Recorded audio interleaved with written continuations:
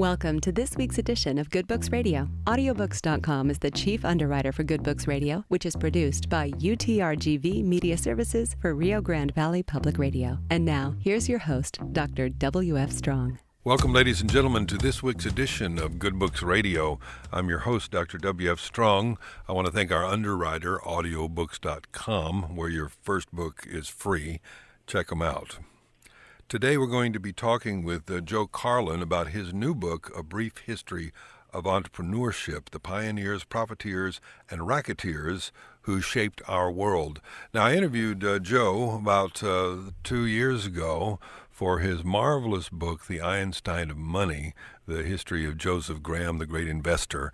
And that book was one of the most successful books that we've had on the show in terms of fan interest, meaning that people from the show went out and listened to the interview again. We had it on YouTube, and it's had something like 15,000 hits on YouTube. So a lot of people love that book, and not only did they love it, but the critics loved it, highly praised across the financial world.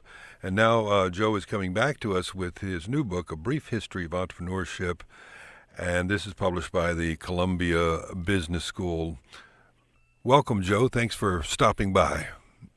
No, thank you. Thanks for joining us today, shortly before Christmas. Something, that I don't really know about you is your own background. Do you have a background in business or journalism? What is your background? My background is in having an MBA, and I worked for in the software industry for a couple of years before setting up a small consulting practice. And what do you do? What do you do in the consulting practice? Do mainly market assessments, business evaluations, for private businesses, and strategic business plans. So really a lot of business writing and analysis. So you help people find opportunities they're missing. Yeah, find opportunities and also get a better sense of the value of their business, or I also do patent valuations. So really... So that's how you got into writing these sorts of books, because it's what you do. Yeah, essentially business writing is what I do. That's right. When I was reading this book on A Brief History of Entrepreneurship, I was reminded of a story. Have you ever been to San Antonio? No, I have not. Okay, but I'm sure you're familiar with the San Antonio River Walk, what's called the River Walk, where they have all the party zone and the restaurants and things that people go to for conventions. And they built the River Walk, or the San Antonio River goes through downtown San Antonio, but they decided to tame it and to create an actual walkway on both sides of the river for several miles, so that people could enjoy the paddle boats and all that sort of thing on the river, right? And what we're calling a river is really, maybe 30 yards wide. It's not, there's a raging river or anything. It's just a lazy creek, really. And but it's nice, and it's very pleasant, and a huge boon for the city in terms of attracting tourism, et cetera, over the last 60, 70 years. But the reason I'm bringing it up is your book reminded me of something that happened here in the development of that river walk. They envisioned it to be a place people come and literally walk and enjoy and ride paddle boats and feed ducks and that sort of thing. And there was a guy who had a restaurant along the river. But his restaurant was facing the street, and he had a basement with nothing in it, but that basement opened up onto the river, and his restaurant wasn't doing very well. And he said, well, maybe I'll just clean out that basement and put some tables out by the river, and I'll just serve food out there. And that became the first of hundreds of little restaurants and bars along that river walk over the next 40, 50 years. He was an entrepreneur through by virtue of a point you make in the book that entrepreneurship isn't necessarily about creativity; it's about survival, and that was a point that I hadn't thought of before. So, is that something you discovered in writing this, or something that you already knew? It's something that I mean, I might have sort of known it vaguely, but it certainly was reinforced a lot by working on this book, because there are obviously people know the instances of Steve Jobs and people like that have these great creative and technical ideas, but in most instances it's just like the example you gave of the restaurant on the Riverwalk. It's sort of adapting to changing circumstances in order to survive. Mm-hmm. So that's sort of the more common entrepreneurial scenario. But certainly the creative and technical side of it, when in those instances where innovation intersects with entrepreneurship, then it's certainly very interesting as well. But that's really not the norm. But some people assume it's the norm, and I think I did to a certain extent, but it's really not. That survival is the norm. Yeah. That what is the old saying, that necessity is the mother of invention, and so survival is the prime necessity of most businesses, naturally. Exactly. And in fact, in this case, you have both stories, because he, for survival, created a restaurant on the Riverwalk. And then by innovation, he discovered, I could have a boat and I could serve people dinner on a boat, and they could go up and down the river eating dinner. And so then he extended by innovation. Yeah, and that also illustrates an important point of the kind of innovation that's often found in successful entrepreneurship is often things like that. It might not be a huge technological leap, but there's an element of innovation in what he did that opened up a new market for him, and that's a principle that goes back thousands of years. One of the things I like in your book is that you cover a lot of people that you wouldn't typically think of as an entrepreneur, like Al Capone, for instance, and I guess really the whole criminal world is full of entrepreneurs in their illegal industries, and the ones who are better at it are the ones who survive. So talk about Al Capone. How was he an entrepreneur? Sure. I don't have the quote in front of me. There's a great quote of his where he's sort of complaining about being demonized, and he's saying, when I sell the liquor, they call it bootlegging, but when they serve it on a tray on Lakeshore Drive, which is, I guess, the fancy part of Chicago, when they do that, then they call it hospitality. In other words, he saw himself as somebody providing a distribution of a product that was in demand. He knew full well it was illegal, obviously, but he sort of preferred to see himself in that way. And if you look at it in that way, then he was wildly successful, and he certainly had a flair. He certainly had a flair for criminality and murder and intimidation and all that. But he was not just that wasn't everything. That wasn't the whole. There were quite a few violent gangsters who were not particularly successful, but he really did have a knack for distribution and for basic business building elements. And so he certainly was a talented entrepreneur, of course, but there was this whole dark side that eventually led to his ruin. But and there's certainly that type of underworld entrepreneur is certainly part of the history of entrepreneurship. So that's why I included him. Well, I suppose all of the cartels of South America could be, many of them would be considered entrepreneurial because they developed new ways of delivering their product illegally into the advanced nations of the world. Yeah, I mean, certainly Escobar and Escobar. some of the Escobar other. certainly. He was the Yeah, big king. I mean they're certainly sort of in a similar mold to Capone, and yeah, I mean it's I mean there's not, the book does not focus primarily on criminal entrepreneurs, but there are a few examples there because I do think it's part of the history.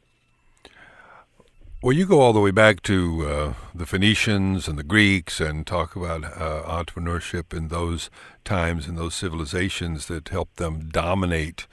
I mean, the Greeks in particular kind of came out of nowhere and amassed great wealth because they thought in new ways. So what made them so good? Well, what's interesting with the Greeks and the Romans is they had very mixed feelings about entrepreneurship and about and especially the Romans about commerce in general, and they preferred inherited wealth, and so but they were so successful with militarily and there was so much wealth coming in from foreign conquests, and it was also true of the Greeks in their heyday, that of course there were huge opportunities for entrepreneurship, but it was sort of in a distorted way because only certain people were allowed to set up businesses. And what I found really intriguing especially about the Romans, was how often the route to freedom for slaves was through entrepreneurship. Mm-hmm. And in some cases they paid off their debt to their master, and then they actually became very successful entrepreneurs who actually bought their way into the nobility. It's interesting. You point out that a lot of the slaves or ex-slaves became the best business people, the best entrepreneurs. Is that because they were slaves and they knew how to simply work hard? That was probably part of it because, hard work was not necessarily a widespread value among the patricians. Yes. They much preferred landed wealth and have an estate, and the slaves work your estate, and that's how you get your mm-hmm. livelihood. But part of it was the work ethic, and part of it was that they didn't have sort of a hang up, so to speak, about working with money and commerce. Whereas in some cases, the slaves were from different provinces that the Romans had conquered, where culturally commerce was not seen as a bad thing, whereas the Romans saw it as sort of dirty work. Well, I think there's no secret that in the Old South, where they had the what they call the Greek Revival architectural movement, I think they were in the slave culture of the Old South, the plantations. They were kind of the new Romans too. Work was not for the upper classes. That's what the lower classes did. Yeah, I think it's a similar dynamic. Now, you point out that in American history, and I found this really fascinating, that our entrepreneurial class is about 80% foreign. They come in from other lands and start the businesses that become the dominant businesses in American history. That was a shocking statistic. That was, I think, from the there's a really good book called the Millionaire Next Door. Oh, great book. And they did different analyses of who are these millionaires. About 80% they called first generation rich. Mm-hmm. So actually, I'm not sure it necessarily means they're immigrants. It just means that they're the first, that they're not from a wealthy family. Mm-hmm. But I mean, certainly, but the immigrant factor is huge, and there's of course a willingness to take risks that often characterizes immigrants. But I mean, I think it depends on a number of factors. But well, I think you can think of a lot of examples of people who came from, maybe their parents came and they kind of inherited the work ethic and the unique recipe to this yogurt that was only made in Italy, and so they learned to market what they know, food, cultural food, and they open their restaurants and they do it better than other people and work harder and longer, etc. So there's a long history of that sort of thing among the immigrant population. Yeah, and it goes back even to John Astor, who was an immigrant from Germany, and Andrew Carnegie, in some ways, is sort of like the archetypal immigrant entrepreneur. Carnegie is wonderful. Scotland. My goodness, he was at it from the time he was like 14. He was borrowing his father's ferry on Sundays so that he could make money on a day that his father typically didn't run the ferries. And he would say, "Can I borrow that ferry? I want to I want to work it on Sundays." And his father told him, "Okay, but I get a percentage." Yeah, it's similar to Warren Buffett was running a paper route when he was about 10 years old or something. Mm-hmm. That was actually really successful. He was hiring other kids to Yeah, they all start really early, right? Yeah. Yeah. And you interviewed Buffett. You talked to him personally. Yes. Yeah. Did he tell you about that particular story when you were talking to him? I had half an hour. Oh my, not much time. Yeah, so I focused mainly on Joseph Graham. On Graham and all that.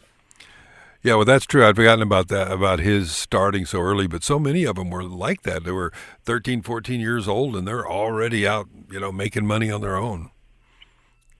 Yeah, and certainly we're talking about Carnegie and Buffett, and it's true of many of these very, very these legendary entrepreneurs. Not all of them, but many of them. Is that there was at least for a while, there was some experience of childhood poverty. In Buffett's case, it was for a relatively short time, but he never forgot it. Mm-hmm.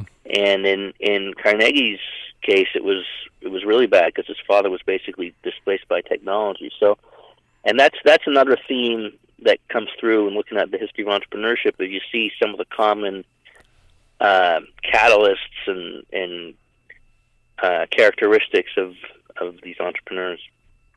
Well, if you were going to try to raise a kid, let's say, to be entrepreneurial, what would you want them to experience when they're young, other than to have a paper route when they're 12, which I think are harder and harder to get these days? Yeah, I think it's. I think part of it would have to be learning in a way, learning how to fail to a certain extent. I mean, being comfortable with taking risks and not being overly afraid of failing, and then keeping the persistence and all that, and also resourcefulness, learning how to kind of tackle challenges in creative ways. I think those are two of the big ones. You reminded me of something that I heard some years ago about NASA when they were looking for astronauts, that they like to look for people who had failed and failed fairly dramatically and recovered from it.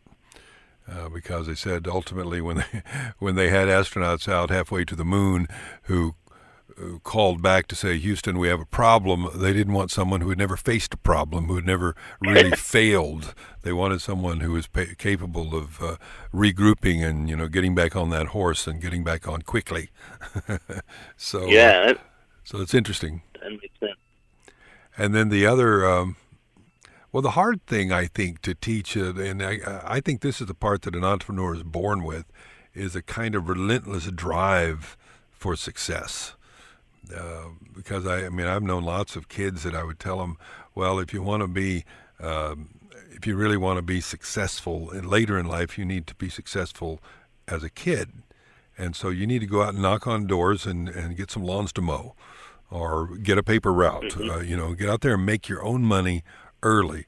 And, many of them say, yeah, but it's hot, or I don't feel comfortable knocking on doors, or, there's always something. But the kid that's entrepreneurial, like I saw a YouTube video the other day where this kid had created a trailer that he could attach to his bicycle so that he could pull his lawnmower and blower and edger around to where he needed to go.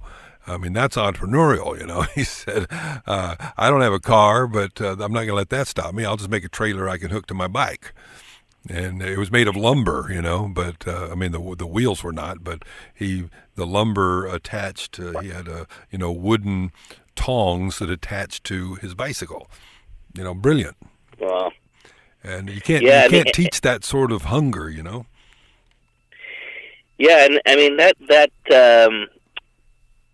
one of the British Industrial Revolution entrepreneurs had a very similar story. I can't remember the name right now, but he wanted to make a change to one of these machines, and in order to fund that, he didn't have neither he nor his parents had the money to do that.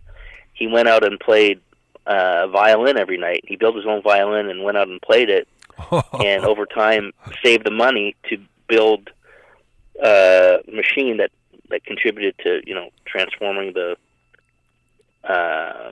whole textile industry. So yeah, I think that the relentless drive and really the willingness to make sacrifices that most people would consider unacceptable, that's often much more of a factor than how brilliant somebody is or anything like that. I mean, I think there's often an assumption that somebody like Bill Gates is just a technical genius and all the money just came from that. But really, when I've spoken to many programmers about him and about some other tech entrepreneurs, in many cases it's really, I mean, obviously they're all very technically smart, but it's more about the marketing genius and the persistence to go out there and promote like crazy, and just the willingness, like the relentless drive, what you're talking about. So that's a huge factor, and to the extent that can be learned, or to the extent somebody's born with it, that's it's hard to say, but there probably is an element of an innate drive there.